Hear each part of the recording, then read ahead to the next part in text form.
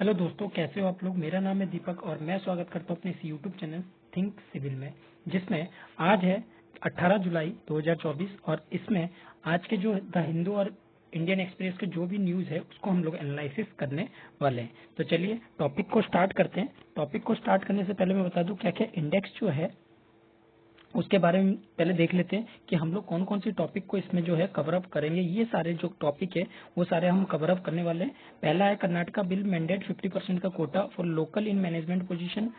Second, Haryana raise, यानी कि ये दोनों कोटे से रिलेटेड है। जो भी आपके बिल है वो कोटे से ही रिलेटेड है। Ceiling, creamy layer ceiling of OBC introduce new quotas. उसके बाद अगला है 1151 crore investment can help India in battery tech race में। Telecom sector awaited next frontier in communications by policy reform. और अगला है CBSE second board examination for class 12 in June, यानी कि सीबीएसई जो है बोर्ड एग्जाम जो है साल में 2 बार कराएगी क्लास में, और वो कब कराने की बात की गई है, जून में। अगला जो आर्टिकल है वो है सेंट्रल रिकॉन्स्टिट्यूट नीति आयोग। नीति आयोग को सेंटर क्या करने वाला है, रिकॉन्स्टिट्यूट करने वाला है और कुछ स्पेशल इन्वाइटीज को उसमें लाने वाला है। उसके बाद अगला आर्टिकल है top court quashes Bihar decision to classify Tantwa as supreme court. Supreme court ने यहाँ पे एक केस को लिया है जो कि बिहार डिसीजन किया गया था क्लासिफाई तांत्री तांतुआ को कि किस कैटेगरी में रखा जाए। ठीक है, एज एससी कैटेगरी में रखने की बात जो है की गई थी। अगला आर्टिकल है India release fresh list of 346 military hardware. India ने फ्रेश 346 मिलिट्री हार्डवेयर को कहीं ना कहीं यहाँ रिलीज किया है। और इसके बाद जो आर्टिकल है IMF raise Indian GDP forecast by 20 basic point to 7% for financial year 25। और अगला जो है इंडिया टाइज विथ मॉरिशियस, इसके बारे में जानकारी लेंगे, प्लस मैप देखेंगे कि इस मैप में हम लोग क्या क्या कवर करने वाले हैं। तो आगे चलने से पहले मैं बता दूं, अगर आप इस चैनल पर नए हो तो इस चैनल को सब्सक्राइब कीजिए, अपने दोस्तों के साथ शेयर कीजिए। चलिए अब स्टार्ट करते हैं अपना पहला टॉपिक। पहला टॉपिक है Karnataka bill mandate 50% Kota for local in management position. क्या कह रहा है यहाँ पे, कर्नाटका जो कैबिनेट है उन्होंने क्या किया है, ये क्लियरली एक बिल में मैंडेट किया है कि जो इंडस्ट्रीज है या फैक्ट्रीज है या दूसरे कोई अपॉइंटमेंट है जो लोकल कैंडिडेट द्वारा, तो उसमें 50% का मैनेजमेंट पोजीशन और 75% जो है नॉन मैनेजमेंट पोजीशन जो है लोकल कैंडिडेट को दिया जाएगा। यानी कि कोई भी पर्सन अगर उस एरिया का है तो उस एरिया यानी कि लोकल एरिया का है तो लोकल पर्सन को ज्यादा वैल्यू दी जाएगी। और कितने परसेंट का, 50% जो है वो मैनेजमेंट सेक्टर में और 75% जो है नॉन मैनेजमेंट सेक्टर में जो है उनको वरीयता दी जाएगी। यहाँ कर्नाटक स्टेट ने जो एम्प्लॉयमेंट ऑफ लोकल कैंडिडेट की बात की है इन इंडस्ट्रीज, फैक्ट्रीज या कोई दूसरे स्टेट स्टेब्लिश बिल में 2024 में क्लियर करवाया है। और ये जो कैबिनेट मीटिंग है इसको चेयर कौन कर रहे थे, चीफ मिनिस्टर सिद्धारमैया ऑन 15 जुलाई को। ठीक है, अगर बात करें ये एक्ट कहीं ना कहीं डिफाइन करता है local candidate as a person के रूप में, यानी कि लोकल कैंडिडेट को किस तरीके से पर्सन के रूप में मानते हैं, ये चीज इसमें डिफाइन किया जाता है। जो बोर्न हो रहा है कहाँ पे, कर्नाटका में, और जिसका डोमिसाइल कम से कम 15 साल का है उसको यहाँ पे जो है कहा जा रहा है कि ये लोकल पर्सन है। ठीक है, और उसको कहीं ना कहीं जो कन्नड़ लैंग्वेज और रीड करना और राइट करना आता हो वो कहीं ना कहीं इसके लिए एलिजिबल हो जाएगा। ठीक है, तो यहाँ पे अंडर दिस एक्ट क्या कहा गया है कि कैंडिडेट को यहाँ पे सेकेंडरी स्कूल सर्टिफिकेट और कन्नड़ लैंग्वेज का सर्टिफिकेट जो है दिखाना पड़ेगा। अगर उसके पास नहीं है तो वो कहीं ना कहीं कन्नड़ प्रोफिशिएंसी टेस्ट को पास करे हुए जो टेस्ट है वो कहीं ना कहीं यहाँ पे एजेंसी को दिखाना पड़ेगा as a specified by nodal agency notified by government. ठीक है, अगर क्वालिफाई और सुटेबल लोकल कैंडिडेट अवेलेबल नहीं होते तो industry and establishment in collaboration with government should take step train local candidate with 3 years, यानी कि 3 साल में वो क्या करेंगे, लोकल कैंडिडेट को ट्रेन करने का काम करेंगे। तो ये है यहाँ के जो एक कर्नाटका कैबिनेट जो है बिल जो लेके आए हैं जिसमें लोकल कैंडिडेट को 50% मैनेजमेंट में और 75% जो है नॉन मैनेजमेंट में जो है प्रोवाइड किया गया। ठीक है, अगर हम बात करें और क्या क्या चीज दिया गया, जैसे सफिशिएंट कैंडिडेट ना अवेलेबल हो तो क्या करेंगे, वो रिलैक्सेशन भी देंगे इस एक्ट में, जिसमें गवर्नमेंट ड्यू टू, क्योंकि कुछ इंक्वायरी के पास बाद अगर मान लीजिए उस पोजीशन पे, मान लो ए पोजीशन है और ए पोजीशन पे उसको कैंडिडेट नहीं मिलते हैं, तो कहीं ना कहीं उस चीज के लिए ऑर्डर पास करेंगे और वहां पे गवर्नमेंट उस चीज को फाइनल करेगा बिल को रेड करके। ठीक है, जो परसेंटेज है लोकल कैंडिडेट का वो ना तो 25% मैनेजमेंट के पोजीशन से नीचे होना चाहिए और ना ही 50% नॉन मैनेजमेंट कैटेगरी से नीचे होना चाहिए। अगर ऐसा फेल होता हुआ लगता है, कहीं पे इस चीज का कंपाइल नहीं किया जा रहा है, इसको अवहेलना की जा रही है, तो वहां पे 10,000 से लेकर 25,000 तक की पेनल्टी जो है दी जा सकती है। ठीक है, जो ये बिल है ये पास की जा रही है against the backdrop of voices calling of 100% job reservation Canadians, मतलब 100% जॉब रिजर्वेशन जो कैनेडियंस को देनी चाहिए उसके लिए ये कहा जा रहा है, क्योंकि यहाँ पे कुछ आवाजें उठ रही थी कि 100% जो है आप रिजर्वेशन दो, लेकिन यहाँ पे कितने परसेंट का, 75% का और 80% का जो है रिजर्वेशन देने की बात की गई है। ठीक है, चलिए आगे बढ़ते हैं अगले आर्टिकल की तरफ। Haryana raise creamy layer ceiling of OBC introduce new quota. देखिए क्या बताया जा रहा है। State issue notification after Amit Shah announce introduction of 5% of reservation OBC B category, यानी कि यहाँ पे अमित शाह जी ने यह अनाउंसमेंट किया है कि भाई आपको 5% रिजर्वेशन जो है ओबीसी कोटा के लिए पंचायती इंस्टीट्यूशन, म्यूनिसिपैलिटीज या बैकवर्ड क्लास सम्मान सम्मेलन में इंक्रीज करने की इन्होंने बात की है। ठीक है, हरियाणा के आगे के इलेक्शन को देखते हुए, इसी साल के आगे के इलेक्शन को देखते हुए स्टेट गवर्नमेंट ने क्या किया है, यहाँ पे इनकम सीलिंग को जो क्रीमी लेयर जो अदर बैकवर्ड क्लासेस से बिलोंग करते हैं उनको 6 लाख किया है to 8 lakh, from 6 lakh to 8 lakh वहां पे किया है और इंट्रोड्यूस किया है कि 5% रिजर्वेशन हम ओबीसी बी कैटेगरी वाले को देंगे, किसमें, पंचायती राज इंस्टीट्यूशन एंड म्यूनिसिपैलिटीज में। यहाँ पे अमित शाह ने इस डिसीजन को कहीं ना कहीं अनाउंस किया है और बैकवर्ड क्लास सम्मेलन में भी जो मेहरगढ़ में है वहां पे जब ये हो रहा था तो वहां पे इस चीज को बताया गया। जो ओबीसी है हरियाणा में वो ये माना जा रहा है कि यहाँ पे 40% जो है स्टेट पॉपुलेशन ओबीसी के हैं, जिसमें कंप्राइज 78 कास्ट जो है 40% में आते हैं, जो कि कैटेगरी ए में बिलोंग करते हैं, जिसमें 72 कास्ट जो है कैटेगरी ए में बिलोंग करते हैं और बाकी जो कैटेगरी है वो बी क्लास में बिलोंग करते हैं, जिसमें सिर्फ 6 क्लासेस आती है इस कैटेगरी में, जो कि अहिर यानी कि यादव, सैनी, गुज्जर, लोध, मेव, गोसाई ये आते हैं। ठीक है, क्योंकि यहाँ मेन चीज क्या है, वोटिंग का है, तो वोटिंग के लिए यहाँ पे रिजर्वेशन देने की बात की है। ठीक है, अब लेकिन देखिए रिजर्वेशन की बात तो दोनों जगह हो रही है, दोनों दो आर्टिकल हमने पढ़े तो रिजर्वेशन की बात हम लोग सुन रहे हैं। अब देखिए रिजर्वेशन की थोड़ी सी हिस्ट्री जान लेते हैं क्या है। ठीक है, तो यहाँ से हाँ, अगर मैं हिस्ट्री की बात करूं, हिस्ट्री ऑफ रिजर्वेशन, देखिए क्या है। अगर बात की जाए सबसे पहले ये जर्नी जो स्टार्ट हुई थी वो स्टार्ट हुई थी कहां से, आपकी केलकर कमेटी से। किससे, केलकर कमीशन। तो ये केलकर कमीशन कब बनाया गया था, 1953 में। ध्यान रखिए कब बनाया गया था केलकर कमीशन, 1953 में, जो जहां पे ये बताया गया था कि आपको यहाँ पे फर्स्ट इंस्टेंस में ये रिकॉग्नाइज करने की बात की गई थी, किसको, बैकवर्ड क्लासेस को, किसके मुकाबले, शेड्यूल कास्ट, क्योंकि उस टाइम में शेड्यूल कास्ट था, शेड्यूल ट्राइब था और बैकवर्ड क्लास कोई नहीं था। तो इसके लिए क्या बनाया गया था, ओबीसी के लिए केलकर कमीशन का गठन किया गया था 1953 में, जिससे कि ये बता सके कि भाई हमें रिजर्वेशन देना चाहिए किस पे, नेशनल लेवल पे। तो 1980s में, अब आ गया भैया 1980s, उस टाइम पे कोई इस तरह का नहीं रिजर्वेशन आया। 1980s आते टाइम पे मंडल कमीशन रिपोर्ट आया। कौन सी कमीशन, मंडल कमीशन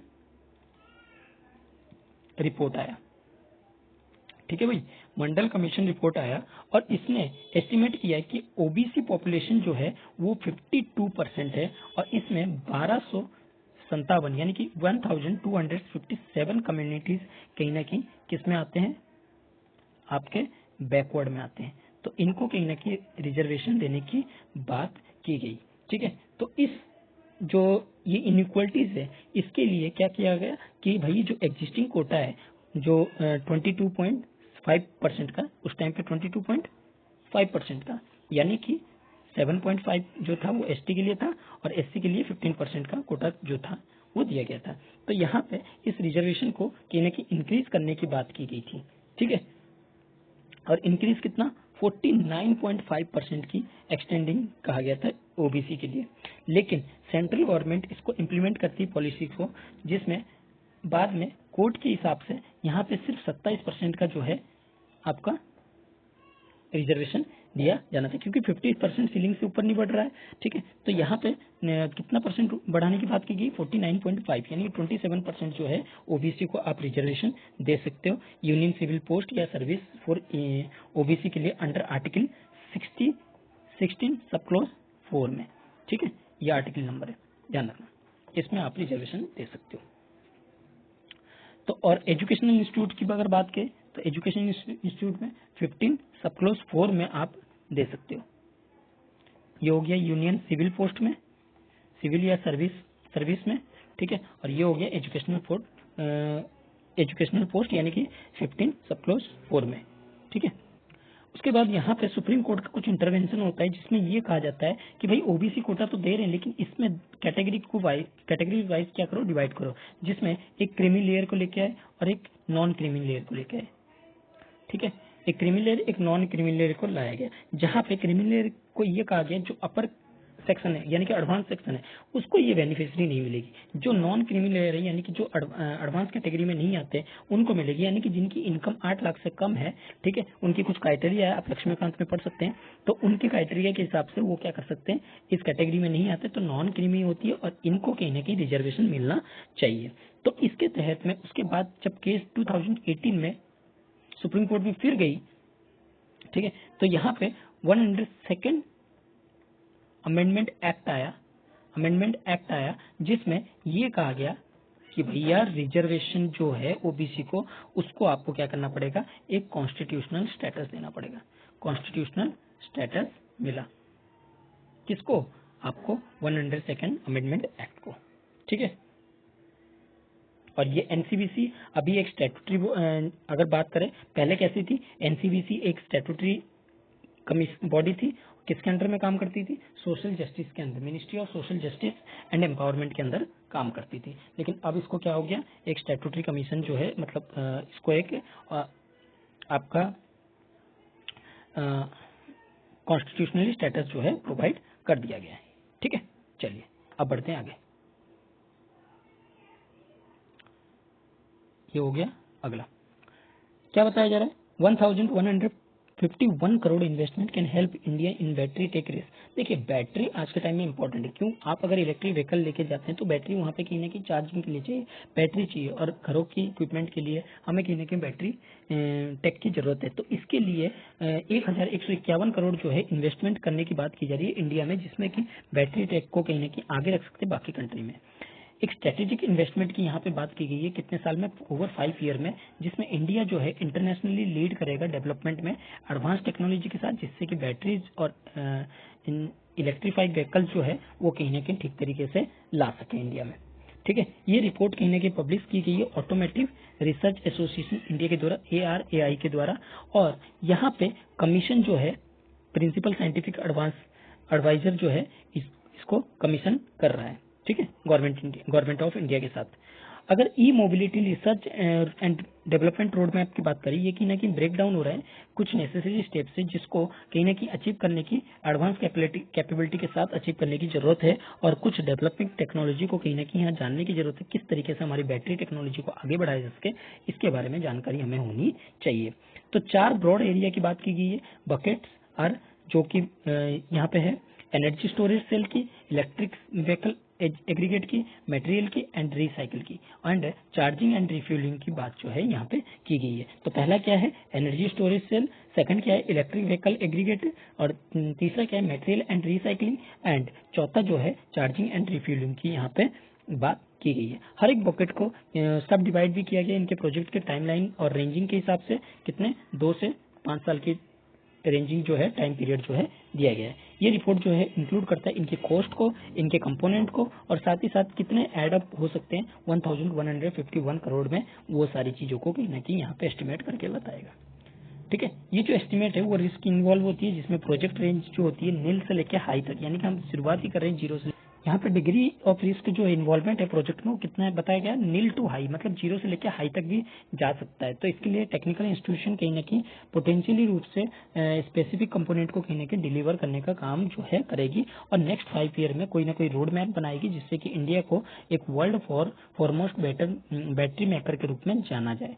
ठीक है, तो ये सारी चीजों यहाँ पे बताया गया है। तो बाकी चीज इंडिया जो है फ्लीट कर रही है इलेक्ट्रिक व्हीकल में, प्राइमरली डिपेंडेंट किस पे है, लिथियम बैटरी के लिए, जो कि इंपोर्ट करती है, जबकि यहाँ पे अनाउंसमेंट हो रही है कि large lithium reserve in India में जो है कहीं पे है, उसके लिए हमें रिसर्च करनी पड़ेगी, एक्सप्लोइटेशन करनी पड़ेगी और रेयर अर्थ मटेरियल को कहीं ना कहीं निकालनी पड़ेगी, तब जाके इसमें कुछ सुधार हो सकता है। ठीक है, चलिए आगे बढ़ते हैं अगले आर्टिकल की तरफ। अगला आर्टिकल है हमारा on government table CBSE second board examination for class 12th इन जून। देखिए क्या बताया जा रहा है, यहाँ पे एग्जामिनेशन को 2 बार कंडक्ट करने की बात की जा रही है। ठीक है, क्यों? क्योंकि नेशनल क्यूरिकुलम फ्रेमवर्क जो है 2023 का आया हुआ था, जिसमें ये बताया गया जो गवर्नमेंट स्कूल में जो सीबीएसई स्कूल है उसमें कहीं ना कहीं हम जो क्लास 12th की एग्जामिनेशन करते हैं उसको साल में उनको 2 मौके मिलने चाहिए। तो ये गवर्नमेंट ने कंसिडर किया शेड्यूलिंग करने की कि second central board secondary education exam जो है वो क्लास 12th का जून में कंडक्ट किया जाएगा 2026 में। अगर करेंटली बात की जाए, एक 12th क्लास का स्टूडेंट जो होता है अपियर होता है बोर्ड एग्जाम में कब, फरवरी से मार्च में, लेकिन आफ्टर रिजल्ट वो डिक्लेयर कब होता है, रिजल्ट कब डिक्लेयर होता है, मई में। तो उसके पास एक she has the option to improve her performance 1 subject through supplementary exam. तो वो क्या करता है, सप्लीमेंट्री एग्जाम देता है ताकि वो अपनी चीजों को इम्प्रूवमेंट कर सके, यानी कि अगर कोई कंपार्टमेंट आता है तो वो अपनी सप्लीमेंट्री एग्जाम से उसको क्लियर करता है जुलाई तक। Student who do not have clear their paper, अगर कोई भी ऐसा पेपर कंप्लीट नहीं कर पाता है, क्लियर नहीं कर पाता है, तो उसकी रिजल्ट क्या हो जाती है, डिक्लेयर हो जाती है कि वो कंपार्टमेंट है और वो सप्लीमेंट्री एग्जाम के लिए नहीं बैठ पाएगा। ठीक है, और इसी साल इस इंस्टेंस को लेके तो क्लास 12th में for class 12th were held on July 15 में हुआ था। तो नई एजुकेशन पॉलिसी 2020 को इन्वाइस करने के लिए उसमें कहीं ना कहीं हाई स्टेक्स एग्जामिनेशन या प्रपोज किया जाएगा, जिसमें biannually board examination to provide student more opportunity, जिससे कि 2 साल में 2 बार जो है एग्जामिनेशन कराया जाएगा, जिससे बहुत ज्यादा अपॉर्चुनिटी इनको मिले।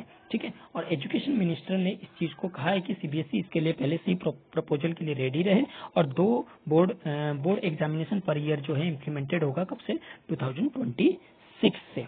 ठीक है, और साथ ही गवर्नमेंट ने ये डिसाइड किया कि फाइनल सेप जो है 2 बोर्ड का वो कहीं ना कहीं 1 option on the table is for student to take second set of examination in June. जो फर्स्ट स्टेप अगर नहीं हो पाता है तो अपना फाइनल स्टेप जो है वो सेकंड स्टेप में दे सकते हैं। ठीक है, जबकि क्लास स्टूडेंट को जो है 12th स्टूडेंट जो है सप्लीमेंट्री एग्जाम लेते हैं इंप्रूवमेंट परफॉर्मेंस को करने के लिए ओनली 1 सब्जेक्ट में, there would be option to retake their examination any, यानी कि वो अपनी जो एग्जामिनेशन हो वो या तो एक एग्जाम दे सकते हैं या फिर सारे ही सब्जेक्ट के एग्जाम दे सकते हैं अपनी चॉइस के हिसाब से जून में।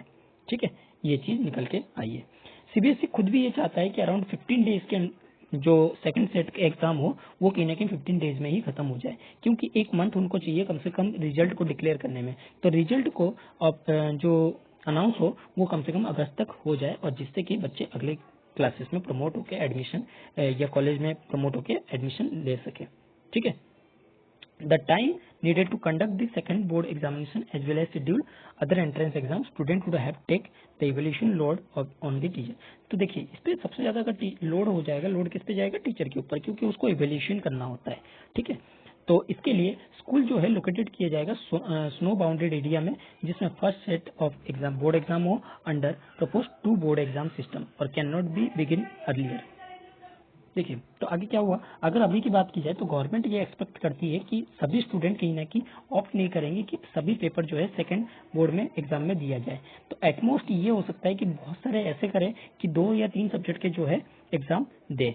उस सिचुएशन में जो इवैल्यूएशन का लोड है वो सेकंड एग्जामिनेशन का वो कहीं ना कहीं फर्स्ट एग्जामिनेशन से क्या हो जाएगा, थोड़ा सा कम हो जाएगा। ठीक है, 4 से 5%।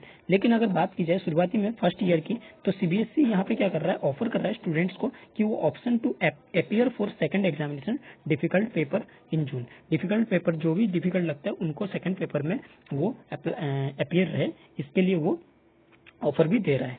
यहाँ पे national curriculum framework for school education 2023 क्या कहता है, बेस्ड है किसमें, नेशनल एजुकेशन पॉलिसी 2020 पे, ठीक है, जिसमें ये कहा जाता है कि सभी स्टूडेंट को अलाउ किया जाता है कि वो बोर्ड एग्जाम में अपनी भागीदारी कर सकते हैं at least 2 occasion during any given school year, कम से कम तो 2 बार तो कर ही सकते हैं, ठीक है, with only best score being return, और जो बेस्ट स्कोर होगा उसको वहां पे क्या किया जाएगा, रिटर्न किया जाएगा। अगर लॉन्ग टर्म की बात की जाए तो ये जो सब्जेक्ट है बोर्ड एग्जामिनेशन के इमीडिएटली होंगे आफ्टर स्कूल टर्म्स के, यानी कि सेमेस्टर वाइज कह लो या फिर स्कूल एग्जाम के बाद ही इसको कंडक्ट किया जाएगा, ठीक है।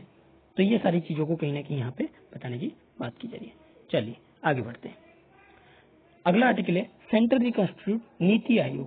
देखिए यहाँ पे बात हो रही है नीति आयोग के बारे में, तो नीति आयोग के बारे में पहले जानेंगे। यहाँ अगर हम नीति आयोग की बात करें तो नीति आयोग कब बनाया गया, ये बनाया गया 2015 में 1 जनवरी, क्योंकि यहाँ पे जो प्लानिंग कमीशन थी हमारी, उसको क्या किया गया, रिप्लेस किया गया न्यू इंस्टीट्यूशन के साथ जिसका नाम रखा गया नीति आयोग, ठीक है, क्योंकि प्लानिंग कमीशन की जो एरिया ऑफ जुरिडिक्शन थी वो कुछ ज्यादा ही बढ़ रहा था, जिसके कारण इसको रिप्लेस करके क्या किया गया, बॉटम अप अप्रोच रखा गया, जिसमें बॉटम अप अप्रोच क्या होता है कि नीचे से शुरुआत हो, यानी कि नीचे से सारी चीजों को ऊपर की तरफ बढ़ाया जाए, ना कि ऊपर की सारी चीजों को। जैसे आपको कोई चीज काम करवानी है किसी एरिया में, तो इसका मतलब आपको सबसे पहले नीचे यानी कि सेंटर लेवल पे ना पता करके आपको ग्रामीण लेवल पे पता करना पड़ेगा कि वहां पे क्या कमी है, उससे रिपोर्ट निकल के जो भी आएगी तो उसको कहते हैं हम लोग बॉटम अप अप्रोच, ठीक है।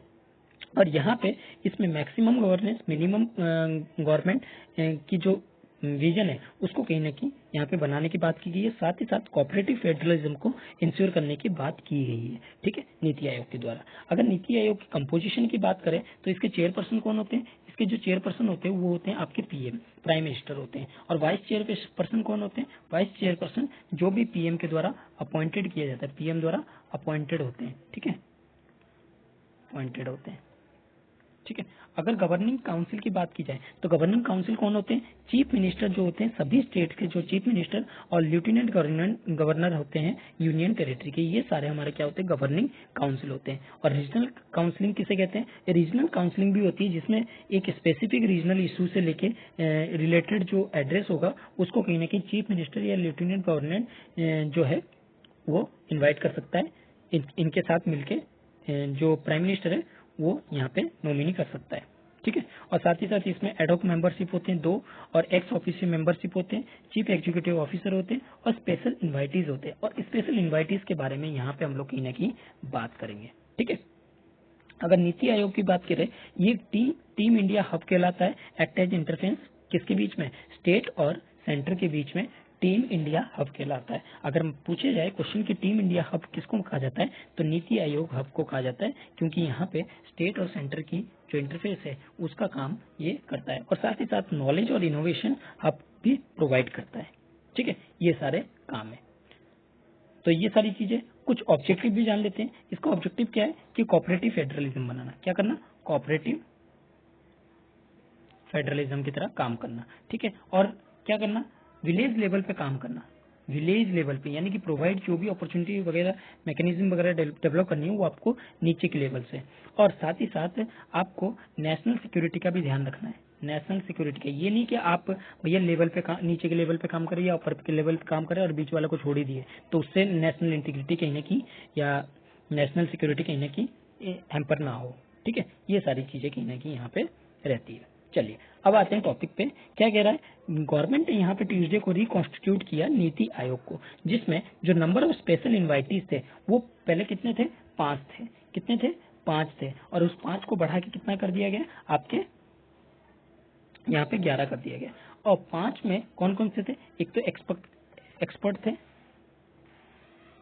थे, स्पेशलिस्ट थे विथ डोमिनियन नॉलेज, यानी कि उस नॉलेज में जो भी स्पेशलिस्ट थे, और इनको कौन नॉमिनेटेड करता था, आपके प्राइम मिनिस्टर। तो कितने थे ये, पहले 5, अब कितना कर दिए गए, 11, यानी कि इसमें इंक्लूडेड होंगे 5 मिनिस्टर फ्रॉम बीजेपी एलाइज के, जिसमें ये नाम दिए गए हैं, ठीक है, आप देख सकते हैं।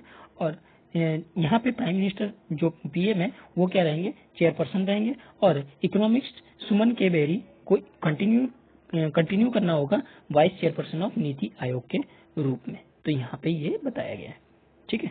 चलिए आगे बात करते हैं। अगला है article, top court versus Bihar decision to classify Tanti Tantwa as a SC. देखिए क्या किया गया।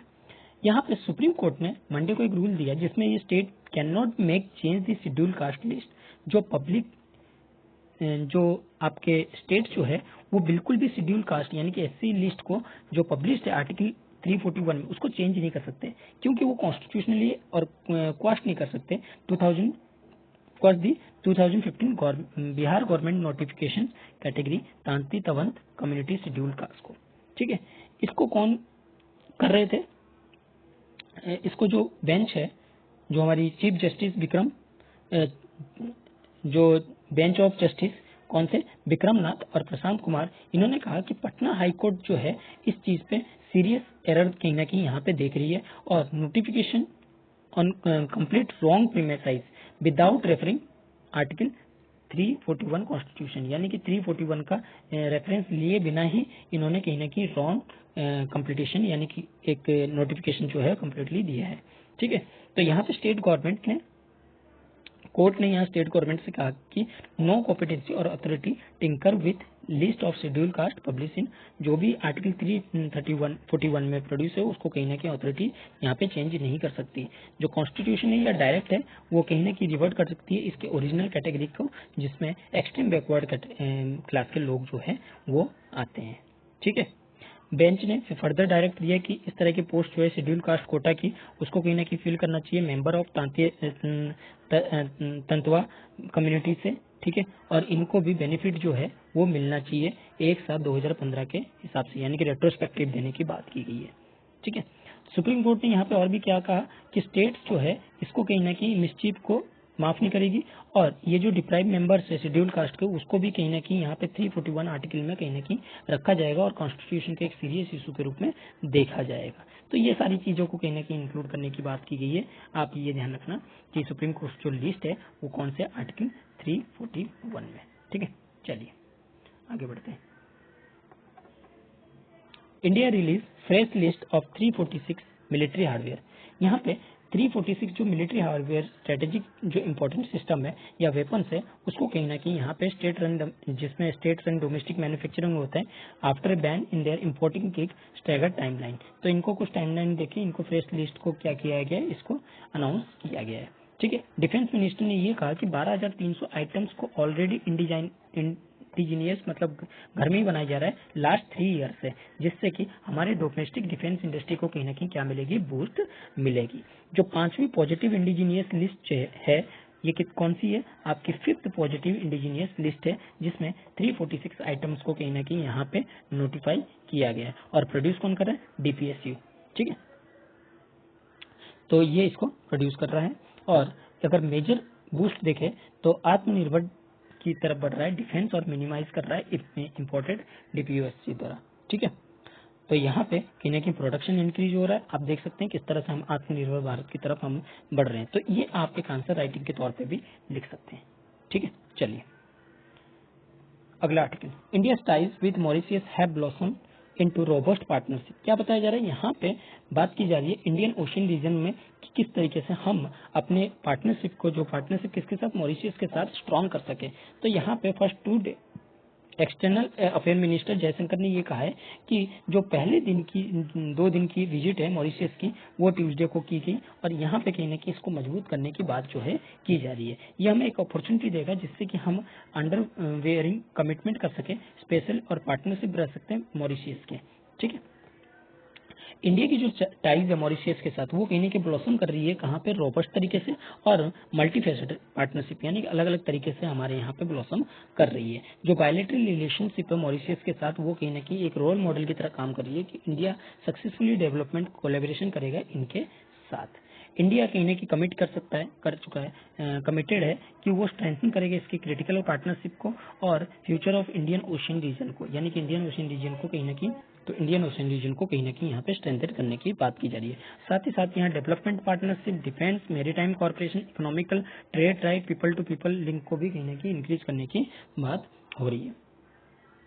तो यहाँ पे ड्यूरिंग इस विजिट, अगर विजिट की बात की जाए तो 12 high impact community development project की यहाँ पे किन्हीं की फंड करने की बात भी की जा रही है। इसके लिए यहाँ पे एमओयूज को, जैसे कि किसमें, education, culture, digitisation, immigration, achievement, exchange of project plan document जो इंडियन स्पेस रिसर्च ऑर्गेनाइजेशन की है या मॉरिशस रिसर्च इनोवेशन काउंसिल की है, इन सब के ऊपर जो है एमओयू वगैरह साइन होने की बात हो रही है।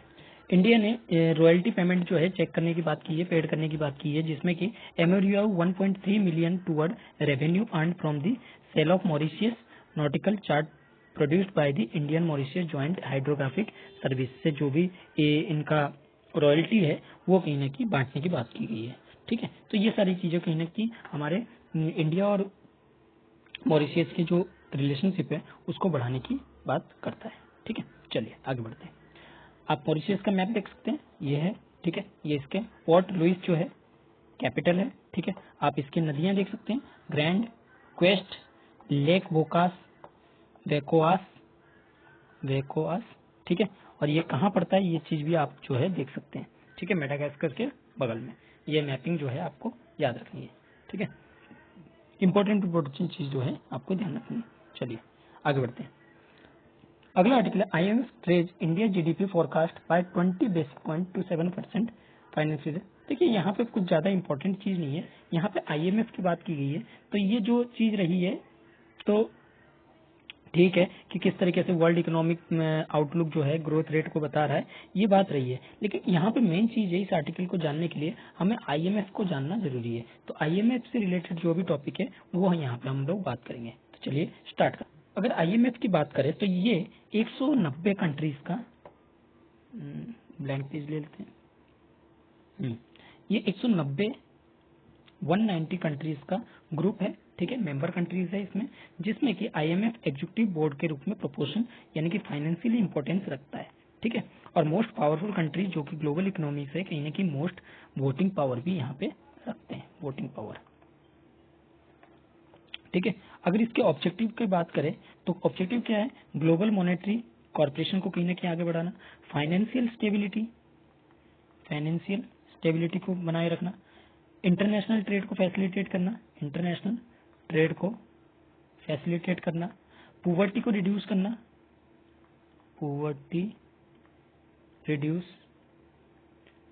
मैक्रो इकोनॉमिक को ग्रोथ करना, पॉलिसी और एडवाइस बनाना,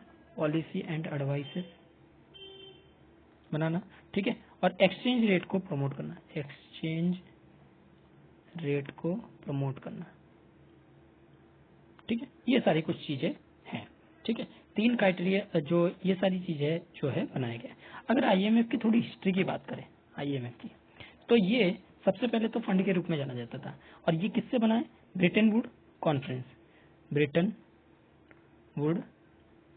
कॉन्फ्रेंस।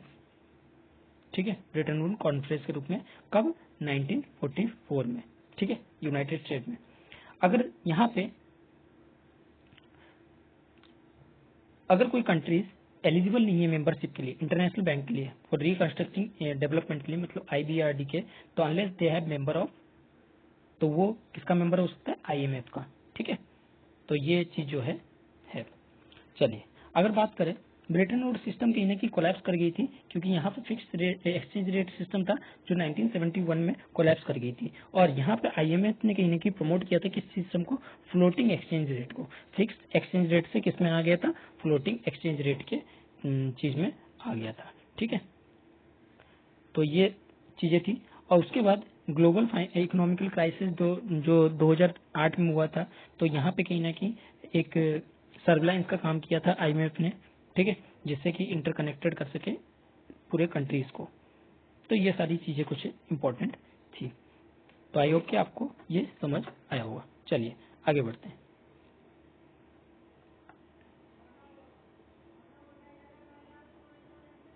तो आज के लिए बस इतना ही। अगर आपको, आई होप कि आपको आर्टिकल जो है अच्छे लगे होंगे, आर्टिकल अच्छे लगे तो इसको लाइक कीजिए, अपने दोस्तों के साथ शेयर कीजिए और सब्सक्राइब करना ना भूलिए। Thank you.